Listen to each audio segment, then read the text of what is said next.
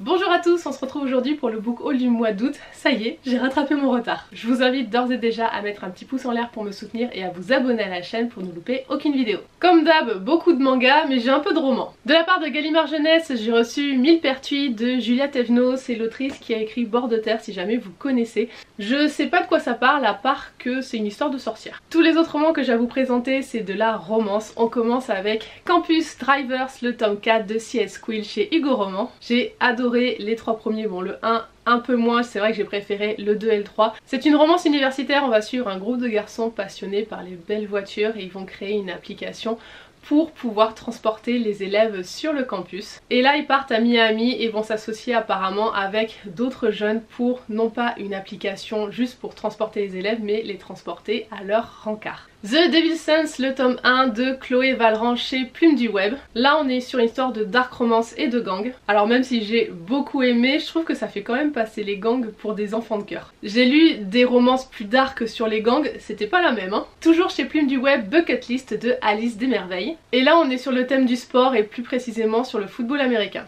Captive, le tome 2 de Sarah Riven chez BMR. Même si j'ai pas énormément accroché à Captive, j'ai voulu lire la suite. En fait ce qui me dérange dans cette romance c'est le perso féminin, donc Ella. Parce que j'aime pas les personnages qui s'apitoient sur leur sort, les personnages qui sont trop renfermés, trop timides. Ok, elle a vécu des choses horribles, mais du coup je trouve pas ça intéressant. Ce n'est que mon point de vue, on aime tous lire des choses différentes. Clairement je préfère les persos féminins de Bucket List et The Devil's Son qui sont beaucoup plus piquants, beaucoup plus punchy. Dans The Devil's Sons, la nana elle a une insuffisance cardiaque, du coup elle peut mourir du jour au lendemain. Sauf qu'au lieu de s'apitoyer sur son sort, elle utilise l'humour noir, elle les taquine. Voilà, moi je préfère ce genre de personnage. Voilà, c'est le petit truc qui m'a dérangé dans Captive, c'est juste le comportement du perso principal, qui peut se comprendre bien sûr dans le contexte. Par contre voilà, moi c'est pas le genre de truc qui me plaît à lire. De toute façon j'ai toujours préféré les persos cyniques. Et pour terminer, dans les romans avec mon estomac qui crie famine, je suis désolée si vous l'entendez, c'est le tome 2 de la saga d'Oren, donc Glint de Raven Kennedy chez Hugo Roman. Et on passe au manga et j'ai encore bien craqué.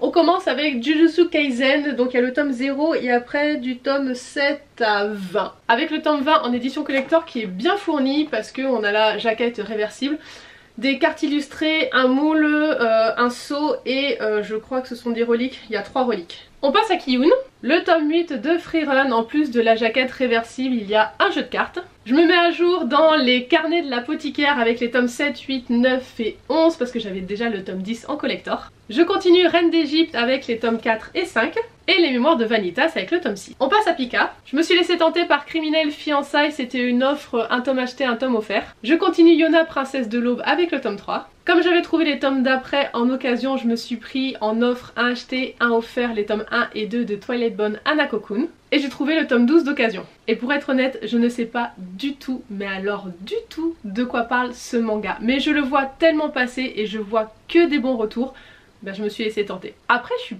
pas difficile en manga.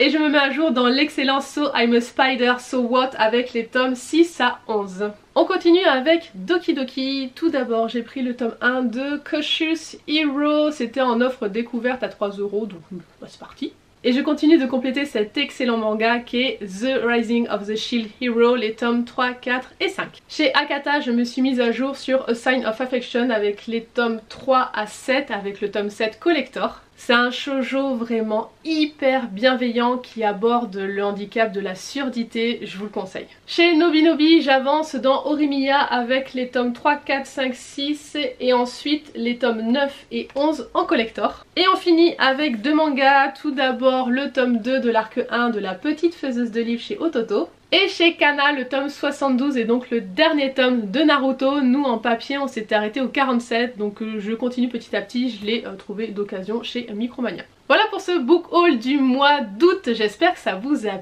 plu. Pour la majorité silencieuse qui n'aime pas commenter, n'hésitez pas comme d'habitude pour les book hauls à me mettre les petits billets qui s'envolent. Et pour les autres, dites-moi ce que vous avez lu au mois d'août. Sur ce, je vais aller manger parce que mon ventre me dit clairement qu'il est temps. Et je vous dis à la prochaine pour une nouvelle vidéo. Bye bye!